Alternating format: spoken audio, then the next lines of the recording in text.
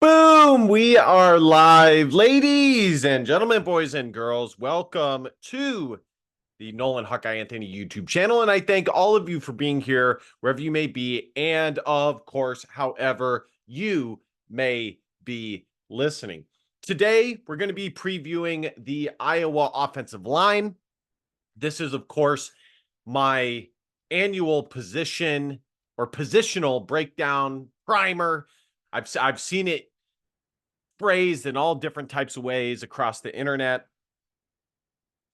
This gives us a nice snapshot and a critical breakdown of the talent that Iowa has by looking at its individual pieces.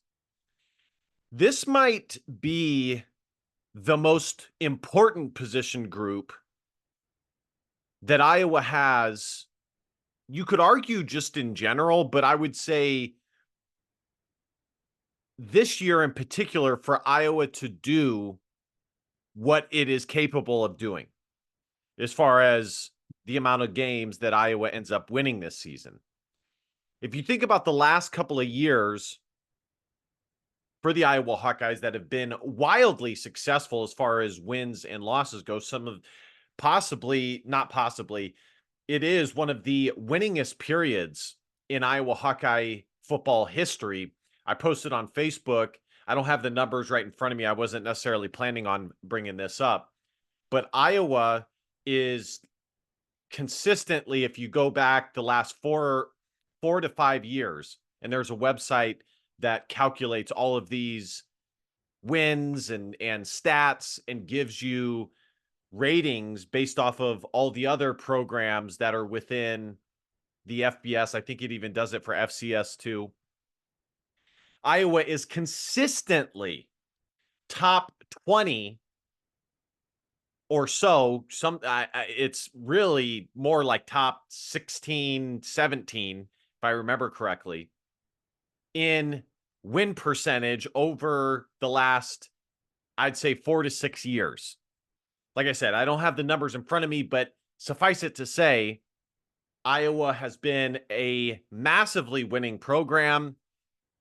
And specifically for Iowa football, even though Iowa football has been solid the last 40 years or so, plus or minus a few years here and there,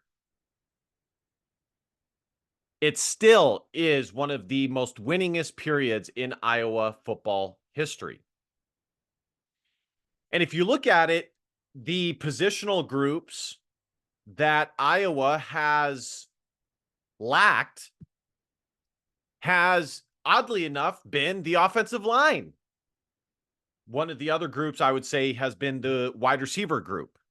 Pretty much every group across the offense, minus tight ends. And much like the wide receiver group, this is why I did wide receivers and offensive line in back-to-back weeks. If you want to watch my wide receiver preview, I did it last week. Thus far, I've done quarterbacks. Actually, have I done the quarterbacks? I've done running backs. I think I did do quarterbacks, running backs, wide receivers, and the last I've done tight ends, and the last one is the offensive line group.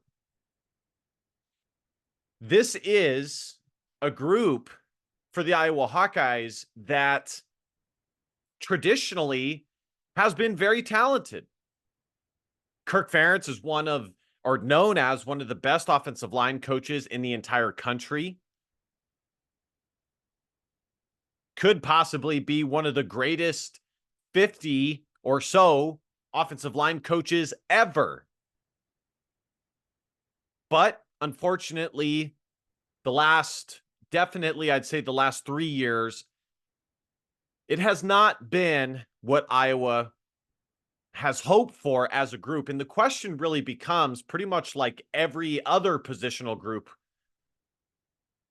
within the offense, is it the scheme? Is it the coaching? Is it the lack of talent? Is it the development? And my most learned, experienced opinion, my expert opinion, being a avid Iowa Hawkeye fan, is it's mostly coaching, scheme, and I would say a little bit of development. The reason why I wouldn't say that it's mostly development is because Iowa has obviously had and produced high caliber offensive linemen over the last 5 years. You have Tristan Wirfs, and of course you have Tyler Linderbaum, who are Tristan Wirfs just became the highest paid either offensive lineman or offensive tackle, one or the other, ever in NFL history, which is awesome. Awesome. And that's something that Iowa is going to be able to use on the recruiting trail to sell recruits on their program. But if you look at Iowa as a complete group across the offensive line and the production or lack thereof that they have had, it has left a lot to be desired. It really has. I hate to say it, but it just has. The last time that Iowa, I would say, was solid in the run game and as a full offensive line unit would be Tyler Goodson's sophomore year or his junior year. I think it was his sophomore year. They did a good job of running the football, both with Tyler Goodson and the guys behind him. I think Mekhi Sargent was in there. That would be the last time that Iowa has had a decent offensive line as a group, and the numbers reflected that as well. But again, even still, not the best that we've ever seen. I mean, Iowa has had rushers like Sean Green, who won the Doak Walker Award, damn near won the Heisman Trophy. So yes, I just looked up. I've done quarterbacks, tight ends, wide receivers, and running backs. So this is a very interesting position group for Iowa, and it's very important. I would say that if I think of this Iowa offense and the positional groups that need to take a massive step forward in order for this offense to be better. Obviously, it's all the position groups, but if I had to pinpoint which one or two are the most important, I would say the offensive line and still the run game, the running back group, because at Iowa, that will always set everything else up. Of course, the quarterback room and the wide receiver room, them taking a step forward is definitely important. But to me, that will be beholden on two main factors. One being Tim Lester and his new offense and his ability to call plays, but also this will happen on the shoulders of the offensive line and the run game. So when I take a look at this offensive line group, and we're going to read 247 Sports positional primer for this group. This group coming into this season is highly, suffice it to say, they have played a lot of football games. They're veteran. That's the word I was looking for. Highly veteran. Highly experienced. That's the word I was looking for. And it feels like a lot of the guys have been at Iowa forever. Connor Colby, Logan Jones, Mason Richmond, Nick DeJong, because they have been playing for Iowa in some capacity and been involved in the lineup for multiple years now. So this is a very experienced group. But when I look at this offensive line, there's no Tyler Linderbaum. There's no Tristan Wirfs, which is okay. I mean, would it be nice to have one of those guys? Of course. But ultimately, as an Iowa fan, I just want the unit to be good and for the offense to be productive. Is it possible that one of these guys emerges? Of course. I think Iowa has a few candidates for guys that can take a massive leap forward and be a force that propels this offensive line forward. I think Logan Jones could be that guy. I think Mason Richmond could be that guy. I think Connor Colby could be that guy. Those are probably the three top offensive linemen on the roster. So we're going to take a look at the position group here. The other interesting facet to this position group is, of course, Caden Proctor, who had initially chosen to go to Iowa. He went to an Iowa basketball game. There was all the hype and the hoopla, the entourage, the publicity, only for him to, within a few short months, decide to go back to Alabama. And, to me, just a quick note on that. I still view that whole thing the same that I have viewed it since day one, which is a few things. Number one, this is the new collegiate world. And on a certain level, it's understandable. Anybody within their professional field has to look out for their own self-interest to a certain degree. But with regards to Caden Proctor specifically, it became apparent when he snubbed Iowa the first time that he viewed Iowa in a certain light. He viewed going to Iowa as settling. He viewed Iowa as the lesser. And, I I can't say that I fully agree with him there because I don't. Iowa has been a respected program for the last 40 years. Many college football fans are well aware of Iowa football. Okay. Has it ever gotten to the heights of what Alabama got to, or a Georgia now, or a Clemson, or Ohio State?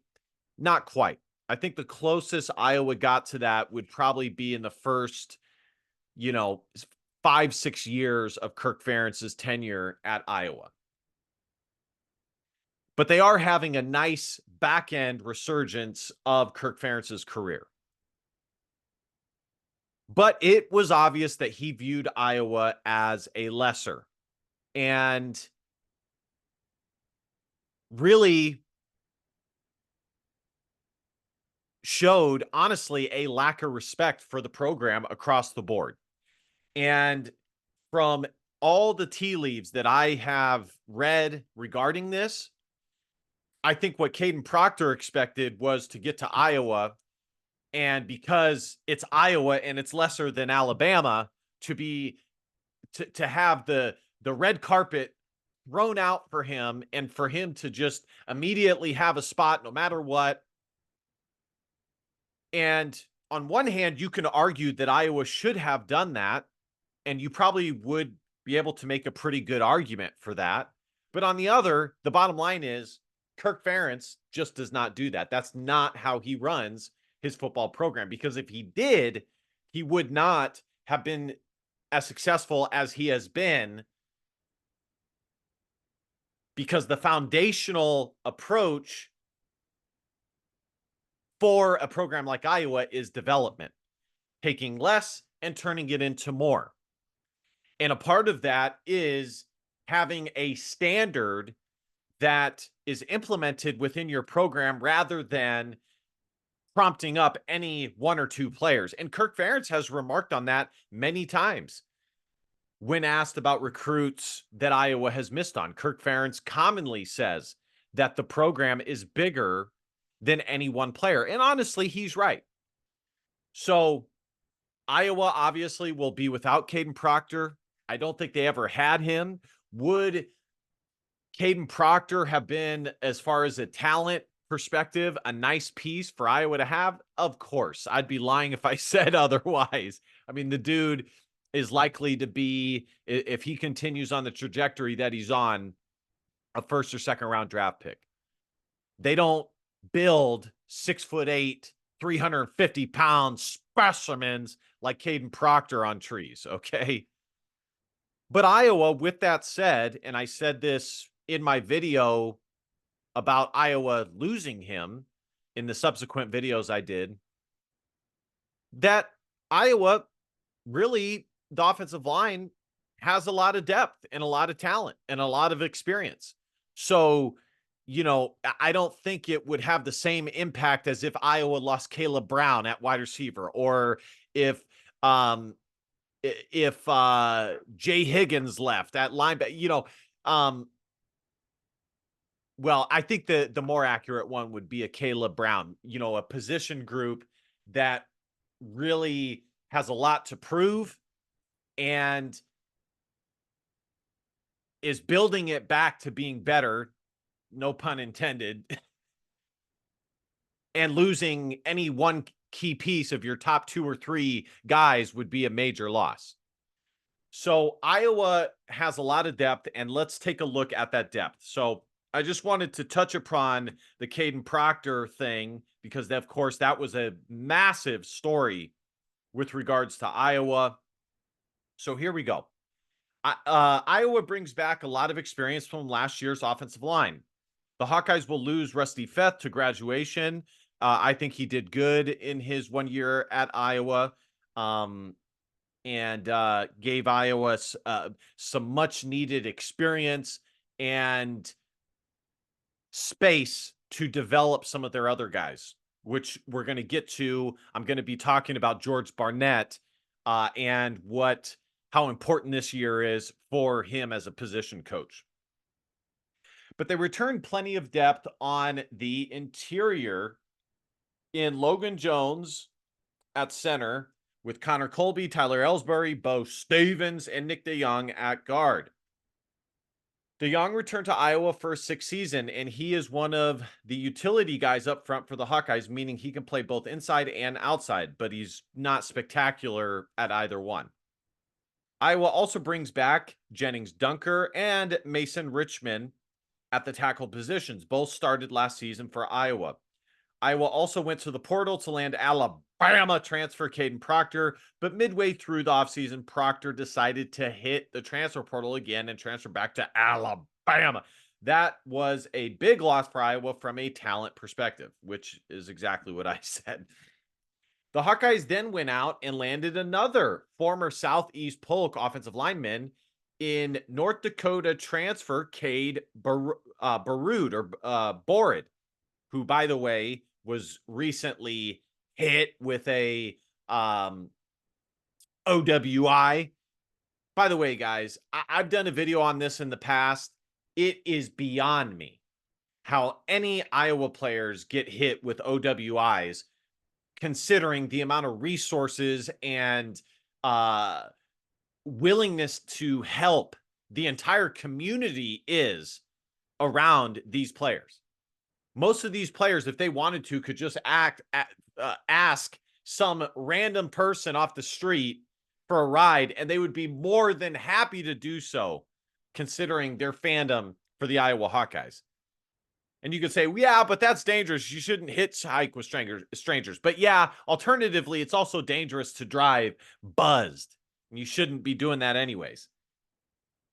So hopefully, again, as I said with Caleb Brown, this is not a red flag of things to come. Rather, it's a learning experience, because I do actually think that this kid was a nice pickup and will squarely be in the mix for Iowa at the center position next year. Sorry, guys, my back kind of hurts a little bit today. The Hawkeyes also bring in a talented offensive line class in the 2024 recruiting cycle, along with a strong crop of underclassmen led by Cade Piper, Peter Piper, Leighton Jones, Peter Piper, Trevor Locke. And yes, it was a very talented offensive line haul. Would have been even better this 2023 group had Caden Proctor decided to choose Iowa. But, In the spotlight, Logan Jones. It's never easy to be the guy to replace a superstar at a position, and that's what Logan Jones had to do once Tyler Linderbaum left Iowa. Linderbaum is one of the best, if not the best, centers to ever play in Iowa City, and it didn't make things easier for Jones that he was on the same path as Linderbaum, going from defensive to offensive line. Expectations were high for Jones in his first season, and he struggled. Jones bounced back in 2023 with a solid campaign, but still battled some issues from time to time, mainly in pass pro. Though there were still some bright spots that provided optimism for him to make a healthy jump in 2024. Jones is going into his third season for Iowa, playing the toughest position on the offensive line. Expectations are that he can be consistent at that spot. ESPN considers Jones to be one of the best draft eligible centers in college football this season. Jones got better as 2023 went on, but he has struggled with pass pro. Iowa sees him making that necessary leap, as he is one of the most experienced offensive line in the room, and as his play is going to play a big role in Iowa's offensive line success this year. The dude has a lot of similarities to Tyler Linderbaum in his athletic gifts. He is one of the best or biggest freaks in the weight room for Iowa. So Jones was Iowa's third best starting O-line last year per Pro Football Focus, behind Jennings Dunker and Logan Jones. Oh, Jones? That doesn't make sense. They're the same guys. His run blocking numbers have been in the upper 60s the last two seasons, while the pass pro has been below average, and that's where Iowa needs him to improve. All right. Let's see what else. X Factor, Jennings Dunker and Mason Richman. Losing Caden Proctor back to Alabama was a real blow for Iowa this season. Proctor is considered one of the best offensive linemen in college football entering 2024, and he would have been a massive addition to an Iowa offensive line that lacks tackle depth. Iowa does bring back two experienced tackles in Mason Richman and Jennings Dunker. Richmond didn't have a great 2023 campaign, but a lot of that, Dunker started his career at guard for Iowa. Oh, actually, I went forward a little bit. When Richmond is healthy and playing at his best, he has NFL traits, and Iowa will need him to reach that level again in 2024, which I agree with that. Dunker started his career at guard for Iowa, but was kicked out to tackle last season. Dunker was Iowa's second highest rated offensive lineman last season on Pro Football Focus, with a pass blocking grade of 74.7 and run blocking of 65.1. Behind Richmond and Dunker, there are a lot of unknowns with the tackle position. Nick DeYoung returned to Iowa for a sixth season and is a utility piece for this O-line group. DeYoung has struggled during his career at tackle and is best suited at guard, but the Hawkeyes value his experience. Jack Dotzler is likely a year away from making an impact at tackle, while Iowa also has a couple of promising younger tackles in Trevor Locke and Will Nolan. Will Nolan was a four-star offensive lineman from the state of Illinois in last year's recruiting class, 2024. With the lack of experience behind Dunker and Richmond, is going to be pivotal for these two to have strong seasons. Tim Lester has been positive about the offensive line. When the O-line is clicked, offense as a whole was effective, and vice versa. Richmond and Dunker bring much value to this offense with how they play. Iowa needs these two to play at a high level and also stay healthy. All right. New names to know. Iowa went to the transfer portal this offseason to land North Dakota offensive line Cade Borid, which we discussed. The Hawkeyes added Borid as a walk-on, and while the Southeast product may not see a lot of snaps this season, he is in line to compete for snaps at guard in 2025. In his sophomore season, Borid was thrown into the fire as the starting center for the Fighting Hawks. He started 12 games for North Dakota at center and posted a Pro Football Focus grade of 71.1, with a run block grade of 72.4 and a pass pro of 64.2. He was named to the All-MVFC newcomer team following his redshirt season and was named a second-team freshman All-American by Phil Steele. Iowa also brings in a talented true freshman class on the offensive line. The Hawkeyes have 4 stars, Cody Fox and Will Nolan, who are now in the program, and 3 stars, Brody McCaslin and Josh Janowski, and they are high 3 stars. This is probably the best offensive line haul the last 2 years, I would say, that Iowa has had in quite a long time. Okay. Several highly recruited guys. Nolan may have the best chance of making an early impact in Iowa City with his size and athleticism. He may not make an impact this season, but 2025 could be the year he makes his first appearance on the 2 deep and eventually competes for snaps. George Barnett has recruited at a high level, and it'll be good to see his guys in the fold for the Hawkeyes. And lastly, here is the projected depth chart. I agree with this completely. And I think the only dark horse as of now is going to be possibly Tyler Ellsbury. He is a senior. He's been in the program for a long time. He's kind of been a tweener, not really a center, not really a guard, kind of a center. And I kind of, honestly, that's one thing that annoys me about Iowa offensive line, because they get guys that can play inside and outside sometimes, not always, but sometimes they do that.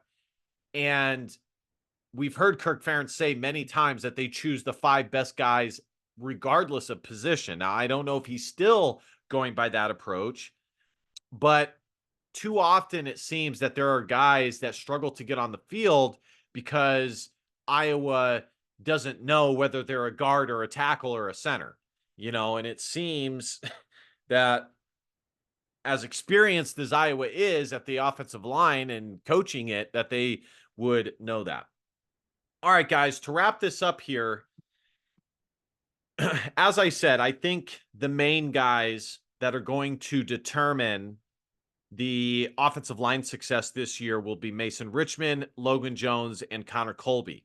Although I am kind of low-key high on Jennings Dunker. I think he has a lot of positive traits that we have seen become successful in Iowa City. We've heard about him winning the hay bale toss multiple times. He's wicked strong, and I am very interested to see what he can turn into now that he's got some legitimate experience under his belt. But with that said, even still, the main guys are going to be Mason, Logan, and Connor. This group does not have, at this moment, a 100% first rounder, mauler type guy like a Tyler Linderbaum or a Tristan Wirfs. But there are some guys that the publications are high on all the same. And they may not be there as of this moment, as far as we're aware, but they might turn into that over the course of the season. I think if I had to say who the most likely candidate is for that, I'd say Logan Jones. Connor Colby, his career has kind of been like this. We've seen, we thought that he was going to be the next great Iowa offensive lineman. And Kirk Ferentz talked about him a lot last year, saying that within the offensive line, some guys have been forced to play earlier than they should have, which kind of messed with their development a little bit. And he always says that you never know, especially at the offensive line, when it's all going to click and come together. And then that guy is just a phenomenal player. And he commonly said that in reference to Connor Colby. So, is it possible that it could happen for him? Of course. He is highly experienced and does have the tools. The last thing that I want to say regarding this offensive line group is this. And I'm going to pull up the recruiting rankings for some of these guys. So Connor Colby, as you guys can see here, was highly rated, 94, 4-star offensive lineman. He came in with Ezra Miller, who was also a fellow 4-star guy. Of course, he ended up transferring out of Iowa in year 1 or year 2 due to having issues. And actually, disregard, he came in with David Koff. I'm blanking on who Ezra Miller came in with. And then he ended up transferring to Nebraska. And I always check in every now and again to see if he has cracked the 2 deeps, and he has not of yet. So, and then of course, David Davidkov had major injuries, was a top 100 player, guys, 96. And that's the thing when you talk about Iowa's offensive line is, and here's Jennings Dunker, 88. So he had a pretty nice grade himself. Is unfortunately, there's been some guys that they've recruited that were highly, highly rated, but were just missed because of injuries or mental concerns or lack of adjustment to the Big Ten level. And it really has impacted the success or lack thereof of the Iowa offensive line group. There it is. My bad. My bad. He came in with Tyler Andres, Ezra Miller 91, Tyler Andres 90, and neither of them worked out. I don't even know if Tyler Andres is still on the roster. I don't think he is. So my final thoughts are this. This is a huge year for George Barnett. He's been at Iowa for a few years now, and we need to see production. We need to see a marked improvement at the offensive line or with the offensive line as a unit. There's no ifs, ands, or buts about it. Cody Fox, 4-star, probably would have been rated even higher had he not committed to Iowa so early. Brody McCaslin, 89. Will Nolan, 91, top 250 prospect. And Josh Janowski, 88, interior offensive lineman. He'll probably be a center. And he has the experience and he has the talent to do that this year. So this will be, for me, I will be judging George Barnett as a coach based off of this season. Now, of course, you never know what might happen. Iowa could theoretically have all 5 guys across the offensive line get injured and miss anything's possible. But we need to see a marked improvement. All things being equal, if most of the guys stay healthy, this offensive line needs to be better. We need to see more production, especially in the run game. Leighton Jones, 89. Trevor Lauk, 89. So the experience is there. The talent is there. Kanan Leonard, 86. This was Cade Piper, Peter Picker, 85. This was the class that Caden Proctor was supposed to be in. So I'm excited about this group. I think they have the talent, and I do predict that this group will be better. I do predict that we will see a marked improvement with the production. Both the running backs and the offensive line have plenty of experience. They have plenty of talent. And really, I admit that part of it is up to Tim Lester as well. But the pieces are there. Okay.